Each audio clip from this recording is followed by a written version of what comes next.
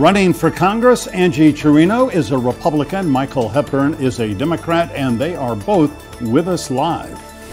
As I told the Speaker, we are going to have this debate in Congress one way or the other. Forcing the vote. A South Florida congressman is trying to do just that on behalf of Dreamers. Location is Douglas. Chilling videos by Florida. the Douglas High School shooter have become a matter of public record. Did the media have to publish them?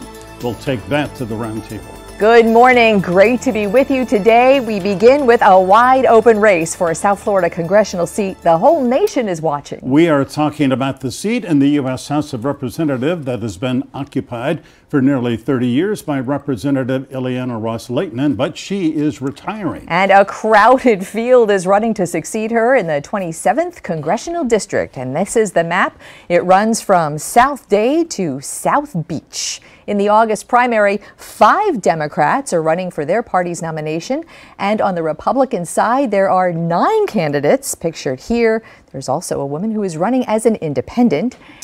And Angie Chirino is one of them. She works at Voices for Children Foundation, volunteers with the Guardian Ad Litem program, and has taught children with autism. And we should correct ourselves. The district also runs to the North Beach area of Miami Beach, which is where you live. Yes, I do. I live right at the top of the district. Big and diverse. Yes, yes it is. Yes it is. Well, good morning. We are so glad that you are here, Angie.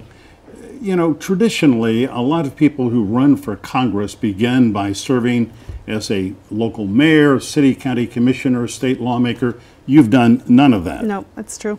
And are you qualified then to be a member of Congress? I think one of the reasons, Michael, is the part of the problem what's happening in Washington and why things are not working is because we keep hiring these career politicians to go to Washington all the time. Does experience not count for something? Well, I have experience in the community. For 15 years, I have been serving people in this community. I see especially some of the more vulnerable people in this community, and I understand certain conditions that make it necessary, and I'm not being beholden to any special interests. I think someone like me probably would fare better by just going in and doing the right thing for the people of my district. You know, we were on the website, Angie for Congress, and Chirino for Congress. Angie Chirino.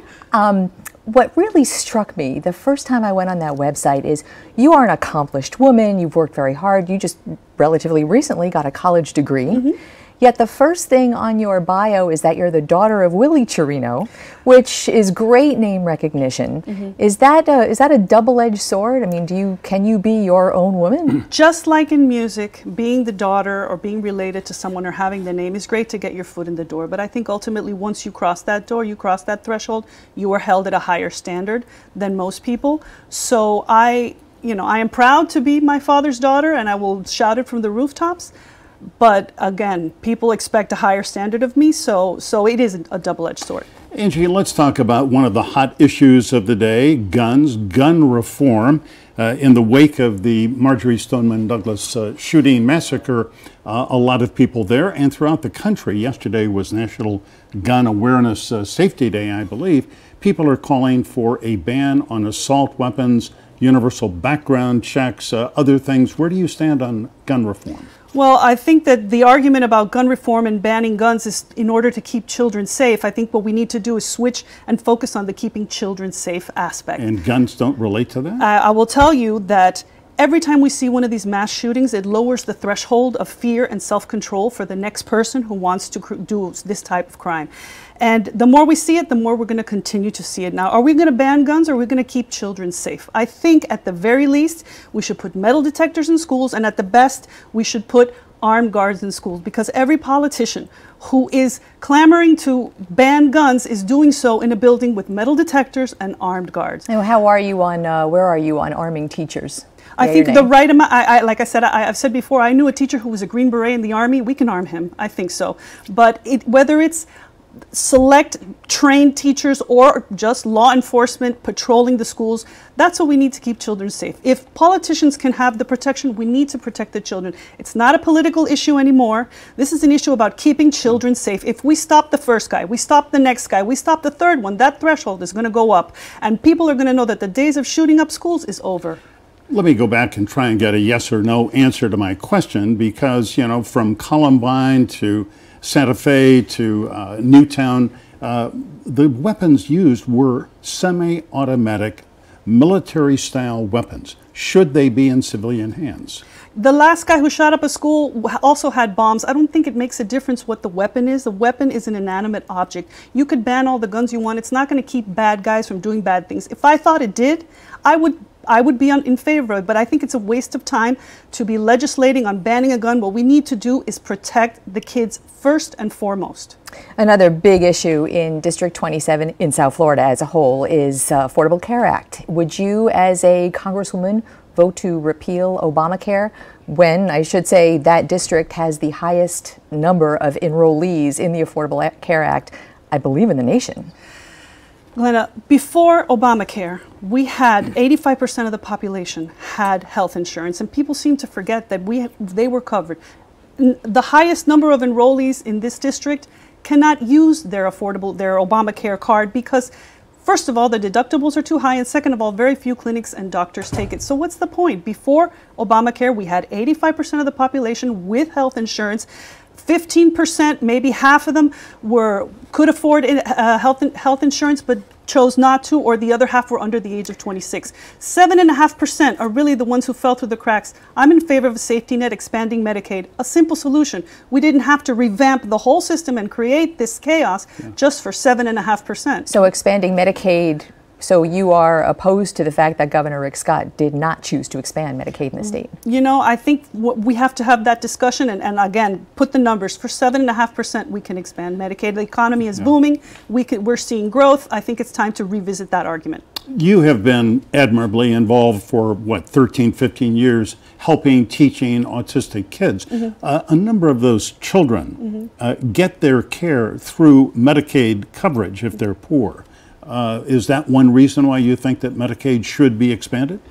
I think definitely those are vulnerable populations that we need to address. Those people have special circumstances that, you know, taken on a case-by-case basis. Of course, parents, and not only that, but the effect on families. When you have a special needs child, I have seen families torn apart by the difficulties that they encounter. There's also things that we can do with regards to education for these kids, you know, as those education savings accounts that help parents make the choice that for their children, what's best for them. We can do things both on the healthcare and the education side with regards to that. Angie, let's get your take on what is a dysfunctional and broken immigration system. And this week, it just kind of, the story at the southern border just blew up at the separation of families going on. A very complicated situation with roots in the past couple of years that has become very partisan. What do you see? First of all, what would you do to mitigate this kind of heartbreak at the border? Protect dreamers, which we'll talk about later on, the effort to protect dreamers. What is your take on what's going on? How would you fix it? First and foremost, the whole notion of calling it separating families, this is something that we do in this country every day, and I work in the foster care system, so I'm telling you, if you're with your child in the car and you are speeding or you drinking and driving, they will take you to jail and they will put your child in foster care. But that's a very different situation than what's going on at the border. You broke the law.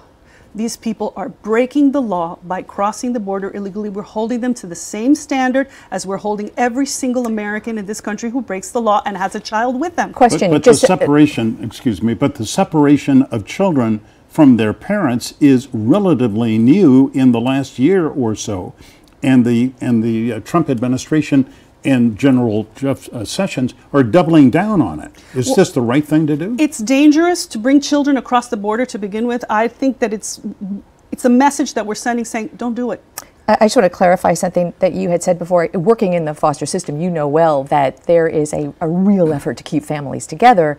And children are separated from their families in the foster care system when the parents are deemed dangerous to the children. But that's not the case of separation at the border. That's not exactly the situation. Obviously, the goal is to reunite the family. But if the parents break the law for whatever reason, the children are taken away. And again, we're holding these people to the same standard that we're holding every American.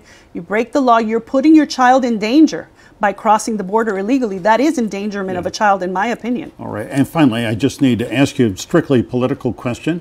the experts say that the 27th Congressional District, South Dade to South Beach and North Beach, is trending blue, that this could be a blue wave election. Are you going to show that they're wrong? I don't know that that's true. I think people are saying that, just maybe it's a wishful thinking thing. I think historically, most of the elected officials that we've had in this district have been Republicans. So I don't, I think that will probably remain the same. I know that in the presidential election, that was something very unique. But I think that the heart and the minds of the people of this district have always been red, and I think they're going to keep it that way. All right. Angie Chirino, thank you so much. Great to have you here this morning. We will be following the campaign.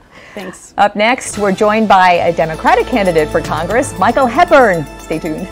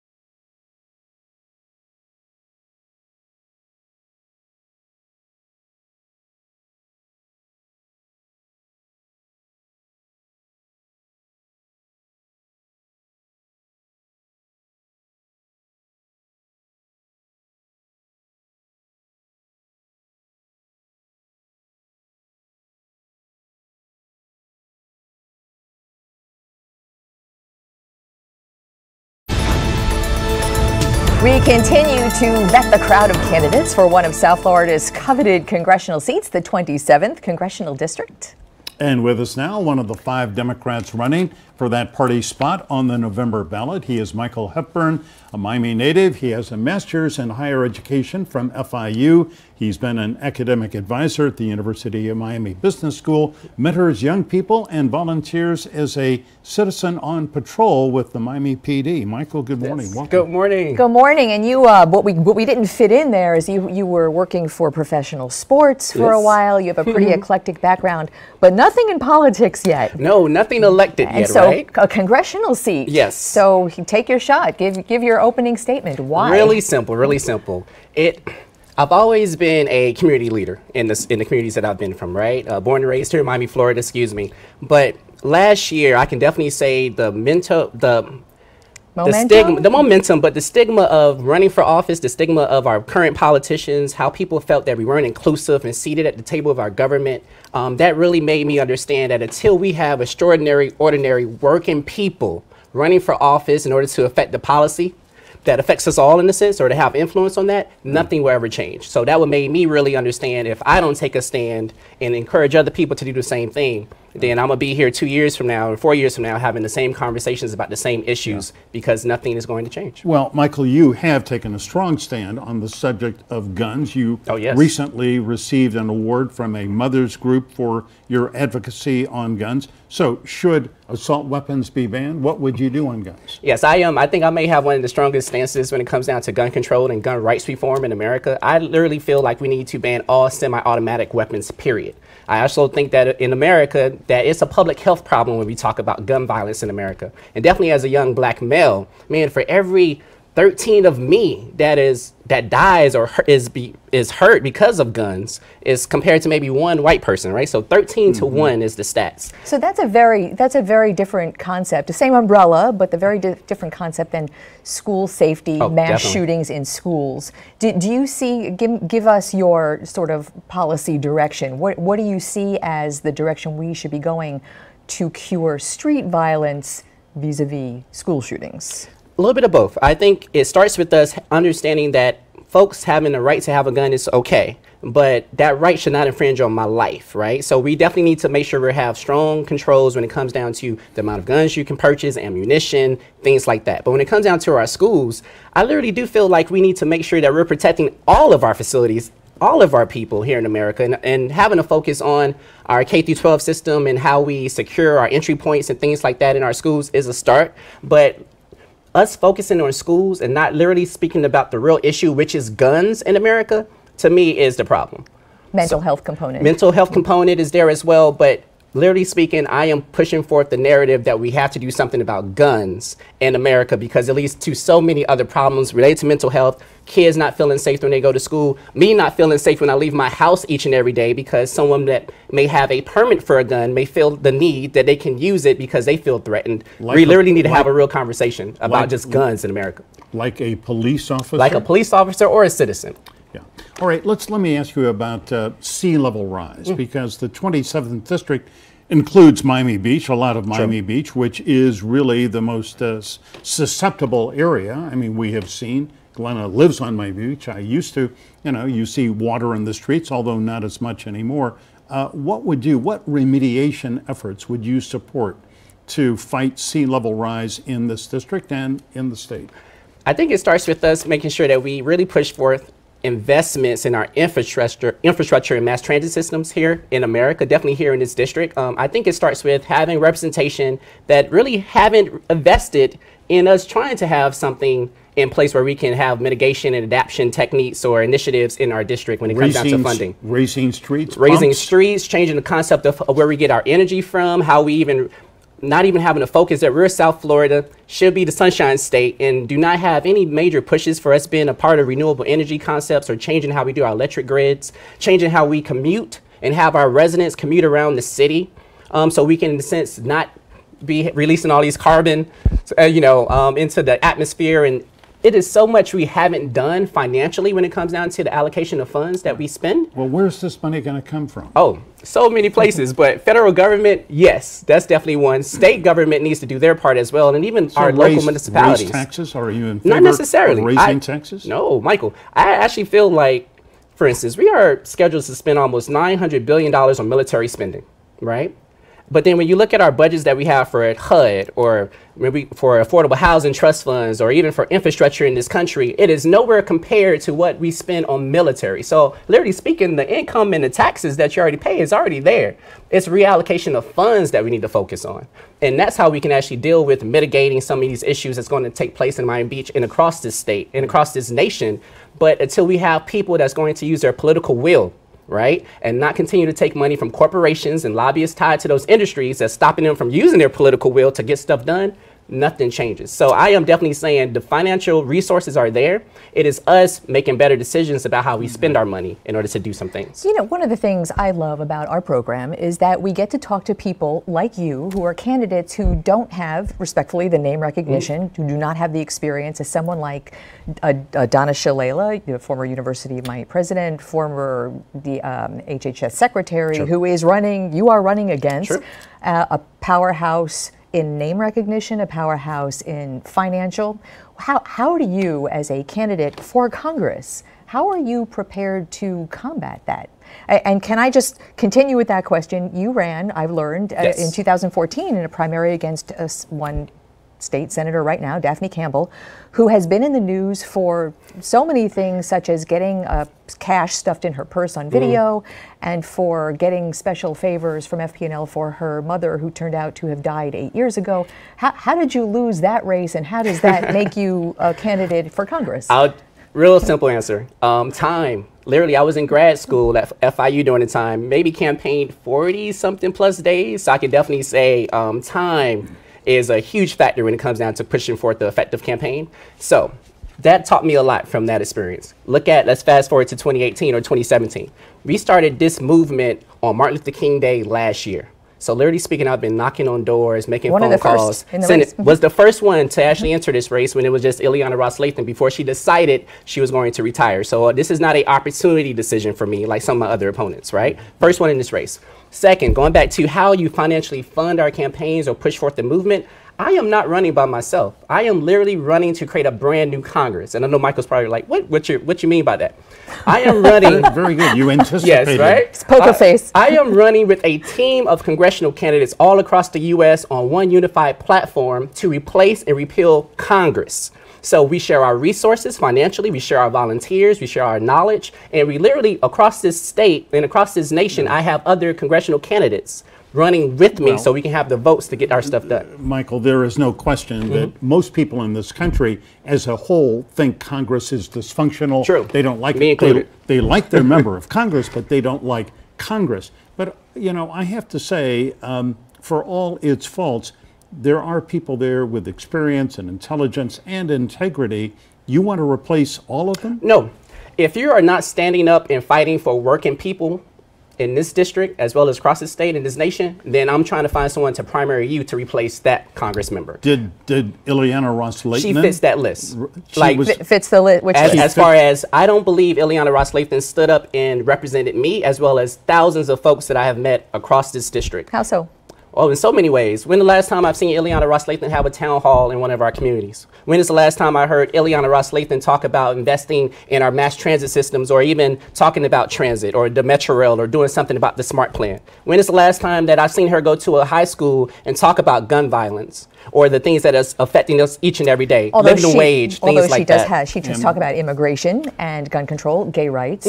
She has her issues. Yeah, talking is nice, but what have we done that's pushed it forward? So I feel like tomorrow is a better day for our kids that's coming behind me, right? What has she done for the people that live in affordable housing and HUD complexes across this district that feel like they have no voice?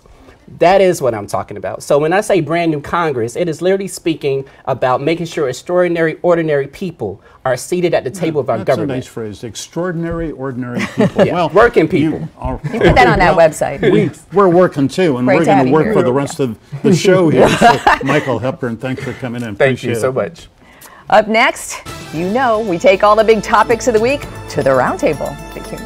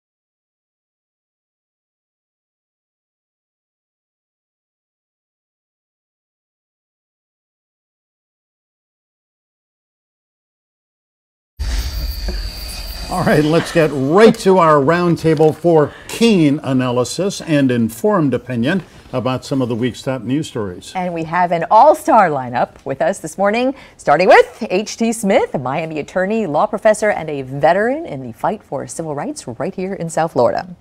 Nancy Ankrum is the editorial page editor of the Miami Herald. Ed Pozzuoli is president of Tripp Scott Law Firm in Fort Lauderdale and an influential voice in the Republican Party. And I think that is the first time we've ever said your name right on this program. Well, thank you. Thank you. My mother thanks you. Well, hey, Mom. Welcome all, veterans of the roundtable. So glad you were here this morning. Nancy, let me begin with you. As you know, I want to hear all of your opinions on this. The cell phone video was released this week from the Broward State Attorney's Office of Nicholas Cruz, these chilling videos in which he talks about with this keen appetite how he is going to kill people at this school. And a number of people at Marjory Stoneman Douglas, at Parkland, and throughout this country said the media did the wrong thing by publishing and broadcasting these cell phone videos. Did we? I understand the feeling. I understand the depth of their loss and their grief at this. But this is what we do.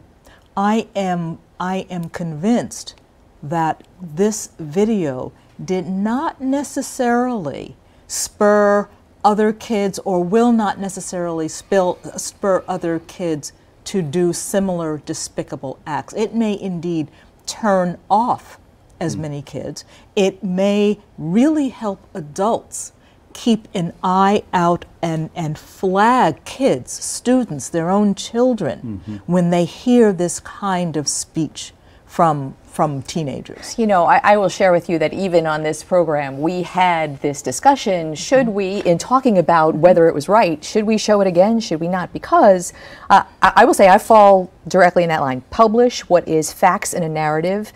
That is, you know, sometimes it's harsh. If it's a news story and it adds to a narrative, and in this case an investigation, a psychological profile, yes. But the question becomes, Ed, are we contributing to what is already an issue of notoriety among these type of criminals? Well, with all due respect, I disagree. I actually think that the news media does have some discretion in this, and it should exercise it carefully. You're essentially a public serving entity, and in my view, that video being published like that does nothing but make someone famous who so desperately wanted attention, and effectively are affirming that desire for attention, maybe in others, which is a dangerous play, because I would have rather had remembered the 17 people who lost their lives and not what Nicholas Cruz said or didn't say. He is a shooter. He is a bad person. He should be put to death, or he should spend the rest of his life in jail. At the end of the day, though, we are contributing to making him famous. That is essentially what he wanted. What about doesn't this have... I'm sorry. H.J., I want you to weigh in before we get further. Well, first of all, let's remember that today is the graduation ceremony for the Marjory Stoneman Douglas. And 4 students will not be in that graduation because they were killed. Or a teacher and a coach. And teacher and a coach who won't be there as well. And we're wearing our orange. This is the closest I had to orange in support of National Gun Safety Week. We have got to be big boys and big girls. We've got to see the face of evil. We've got to hear the face of evil. The outside face that is just a shadow of what's inside. We need to hear it. We need to stand up to it. Martin Luther King told us that the ultimate measure of a man is not where he stands in time of content, but where he stands in times of challenging controversy. We need to know what the facts are. The media didn't make anything up or editorialize on it. We've got to be big enough. Remember Emmett Till at 14 was lynched, and he was beaten so badly you couldn't even recognize his face. His mother said, let the casket stay open so that they can see what they did to my children. They need to know what evil is, and we need to get a visceral response to be able to fight it. I understand what Ed and others are saying. He's already famous. In a legal sense. Infamous. And He's besides infamous. that, in a legal sense, there is, right now, the narrative in the investigation is we should have known, we being everybody. Right. There are so many signs that were missed. And isn't this another sign that someone should have known? Well, clearly, and this is evidence of that. Yeah, clearly, but the focus has gotten off base, and in a certain sense, started down a track that's more political than protecting kids in schools. And then why did various aspects of government fail? Whether it's the sheriff's office, whether it's the school board, whether it's whomever, the mental health facilities, all those things. The video, though, does not necessarily, all it does, particularly in the week leading up to the graduation at Marjory Stoneman Douglas High School, I mean, there needs to be some level of discretion around this. I'm not saying that's not a vital piece of evidence that people should look at and investigate. I'm not even saying that the face of evil, we should face that. I totally agree with you. But there needs to be some level of discretion about making this person more famous and letting it be known to others. Is it the right message for the subsequent shooters or that we may see? You know, that's the question. Don't we have a responsibility to make sure that the harshness of this is realized in the missing of the 17 people, not necessarily what the lead-in was. We know there was big mistakes. Yeah. There's a narrative. I don't think this video helps the narrative at all. However, I don't think that the point of the media making this public was to make him more famous. I think, as HT said, he's already and it came out in terms of the discovery that's transparent in the report. So the question becomes, what is the right time? Okay? And Martin Luther King taught us, any time is the right time to do what's right. Transparency is right through the media. Well, this is a really difficult, complicated moral issue, and we'll continue to grapple with it. But we're going to move on to some lighter topics here, maybe politics, who knows? Stay with us. We'll be back with more Roundtable in just a minute.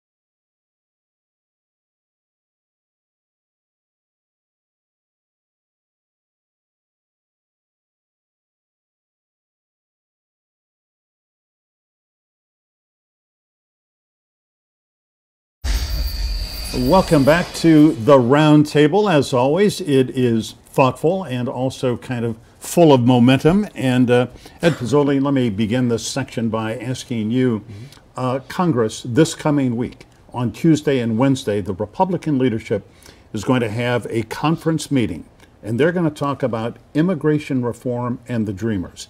South Florida Congressman Carlos Curbelo is a leader in trying to force a vote on the House floor on a Dreamer bill. Is he going to succeed? I don't know if he's going to succeed, but I got to tell you, Carlos Curbelo has shown amazing leadership on this issue, and he is clearly representing his district as well as anybody humanly possible. I would say this. The president offered up a deal a couple months ago. The real question is, Michael, do Democrats really want to solve this problem, or do they want it as a campaign issue?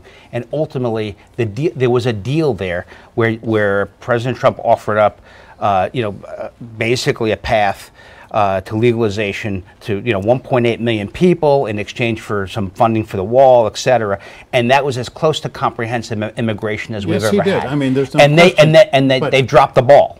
Well, I spoke to Carlos Curbelo late this week about this. In fact, let's listen to what he said. What is going on? Let's run that soundbite. We have 213 signatures. We need 218. We have 23 Republicans, and this is significant because that means that so far 23 Republicans have said we are willing to bypass our own leadership to have this debate on the House floor where we'll bring these 4 bills, may the best bill win, but we're going to address immigration in a meaningful way in the House for the first time in over a decade. So it's the discharge bill. Right. That's kind of a petition. Excuse me. It's kind of a clutch move that's never used. It's a procedural. Right. It's a procedural, but play. let's not forget also risky. It's risky, and it might be worth it. But let's not forget also that this is an election year for him. Right. Yeah. And this gets him good face time. I don't doubt his sincerity here, because he has been a leader here. He's been for years. And he's been a leader in some environmental issues also. But it does get him face time. It does get him on the right side of the issue, and he is facing an attractive Democrat. And this helps buy him some credibility too. No doubt about that. Well, he's a politician, right? Yeah. Right. But this discharge petition has been used twice in the last 16 years. Right. 16. 16. It was used in 2002 to get McCain-Feingold out of Congress, and it was used unsuccessfully in 2015 as they tried to get rid of Speaker Boehner. Right. And so now there are 193 Democrats, and they need 25 Republicans. And discharge petition means to discharge, dislodge, take it out of a committee where they bury things. Right. Well, I think that the point here, according to Congressman Curbelo and others, New York Times had a front page story about this yesterday, is that if a Dreamer bill, there are 4 of them under consideration, if any one of them gets to the House floor, I think it's going to pass. I don't think there's any question. Well, the one that has the most votes will go out of Congress. Probably, in my estimation, it'll be the one that gives Dreamers a legal representation, residency, path to citizenship, and some money for border security. The four bills will all have a chance of passing, but with different supporters. Right. It's very interesting. Yeah. Right. And so I do think, look, to your point, Nancy, I got to say, Carlos Curbelo is not new to this issue, and he has always remained steadfast on the issue. This is not a politician switching his views as we get closer to Election Day. He has always stood fast for this, and you got to give him credit. He has stood firm, actually in opposition to some people in his own party. Well, there's 16%. There was a 16% Clinton victory over Trump in the district. Right. 70% of the district is Hispanic. Right. 50%, half of the district voters were born outside the United States. Right. So the issue now is, as Ed says, political courage versus political opportunity. And he's seizing the moment. He's seizing a moment. Yeah, and one other statistic, 83% of Americans, 83% of Americans. That's Democrats and Republicans. Democrats and Republicans support protecting Dreamers. They don't want to send them back to countries they don't really even know anymore. Political courage. Political opportunists, with his opponents say, we'll see. They're not mutually exclusive. That's good. and mutually necessary. Right. You know, all of this comes at a time this week, we mentioned it before, when all the focus is at the southern border and these families being separated, and it has become so partisan and one of those issues where people start taking sides and yelling, and just a heartbreaking situation at the border that actually has roots in the prior administration. Ed, you know, the separation of families is a process that has blossomed under this zero tolerance policy announced by AG Jeff Sessions. But the alternative, I learned this week, was that the parents would be detained Right. with children. That's correct. Which is now not legal according to a judicial opinion in 2015, which sets up this kind of quandary. Which actually the opinion was pushed by the Obama administration, so we're dealing with that opinion. But putting that aside, the politics around this is interesting, and the visual of the caravan coming to the border. No, it's heartbreaking. Well, wait a second. It's heartbreaking on one hand, but I will say there is a part of me that churns my stomach when someone is waving a Nicaraguan or flag and yelling that they have rights under our Constitution while they're sitting waiting to be processed. And they're being processed with help of Americans. That's fine. I understand the point. But when we have limited resources, and we have to be able to control our border, and we have limited resources to help the people that are already here, our citizens. And I think there's nothing wrong with that, to make sure that we focus on serving our citizens. There's nothing wrong with that. And so let's focus more of our time and effort on that. It's not an either-or situation. It is an either-or because there are limited resources, helping Michael. Them. I mean, we can this help country them both, has a $20 trillion debt, and we have to focus in on helping those who are citizens and who are rightfully here in our country. And we have to give that massive tax break to the billionaires and the millionaires. And we can't be dealing with these immigrants. And I believe, excuse me, I believe that once we break the logjam on the dreamers, it will actually help us with the overall immigration. People are going to find out 5% of the dreamers own their own business. 16% of the dreamers are homeowners. More dreamers, percentage-wise, are fighting in our military than the rest of the population. They will begin to get the good news that these are the people paying taxes that we want to keep in our country. And I agree with Ed. The bad people, we don't want them in our country. But this is a country of immigrants. France gave us 132 years, that glorious lady standing in the harbor. Give us your tired, your hungry, your huddled masses. I love these words. Yearning to breathe free from Haiti, from Cuba, from all over the world. We're a nation of immigrants. Shout out to Emma Lazarus. Can we take a quick break and we'll get back? Wait, quick. We will be right back. Promise. I'd like to see when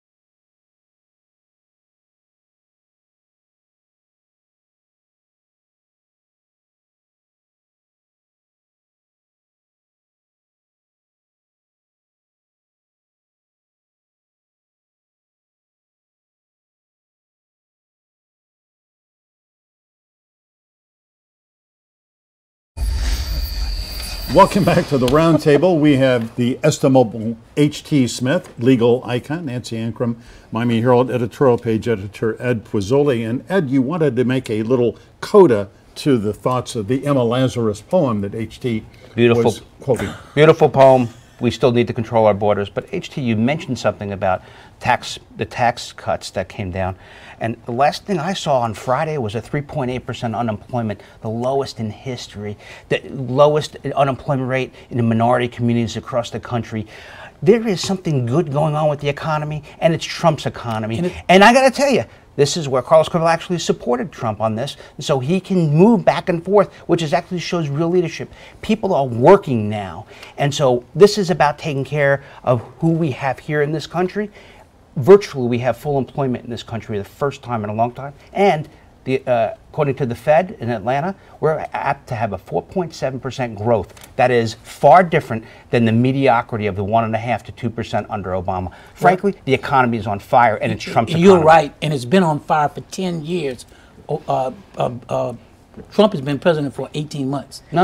It's a good sidestep. I got it. That this started out with immigration somehow, but it's all about economics in the end, because you've got to be able to support the people who are here. Yes, can we just before we go today, there as hurricane season is underway and as Puerto Ricans are still trying to recover, some without electricity, Nancy, the New England Journal of Medicine with a shocking report this week putting the death toll from the last hurricane season there at more than 4,000 people, when the official death toll from the government still stands at 60-something. 64. Right. And then when you dig down into the numbers, there are reports that it might be somewhere around 1,500. And I think the most egregious thing that we can sort of not know is who died, how did they die, and how is this going to be fixed? And these are Americans. Of course. These are Americans that we are treating as if they do not count, as if their lives do not matter. And they are still in the dark to a large extent, and hurricane season is here. I think there's been a true lack of accountability in the area of Puerto Rico, and how we failed, how this country failed to go in and do more than throw paper towels at the victims there. HT, when you look at those numbers and the uncertainty of the numbers, you know, I think the question that comes up is if that happened in Minnesota or Arizona or New York. Well, it did happen in Texas, and Texas was handled with kid gloves. It got good care, as it should have. Yeah, this is a massive disappointment, first for Puerto Rico, but also for the Trump administration. I want to know, why would they lie about deaths? I mean, everybody who died had to be taken care of in terms of funeral arrangements, in terms of a death certificate. So they should know. We need to know who died. We need to know why they died. Some people died as a result of the direct hit of the hurricane, some for the floods afterwards, and some because of the inconvenience of not having power and water and things like that. And not getting their medications. The indirect. This is extremely important that we find out what happened, how many people died, and why they died. Yeah, I think, look, I don't disagree with everything other than this. I think that we've got to focus in on, why does Florida, as an example, why are we so prepared every hurricane season? What do we do that helps us? You know, after Hurricane Andrew, we stiffened up on the building codes. Right. We went through preparedness. No one in South Florida who lived through that will ever not be prepared again. Right. I mean, why doesn't it happen here? Well, there is a local and state government that prepares citizenry from all the way down, and prepares the least fortunate among us for those events. Ed, I don't think that happened in Puerto Rico. Well, I don't think it did. That's going to be the final word. Ed, Nancy, HT, thank you all. Great to have you. Thank you so much. Still to come, my personal perspective about President Trump's use of the presidential pardon. Did he abuse it?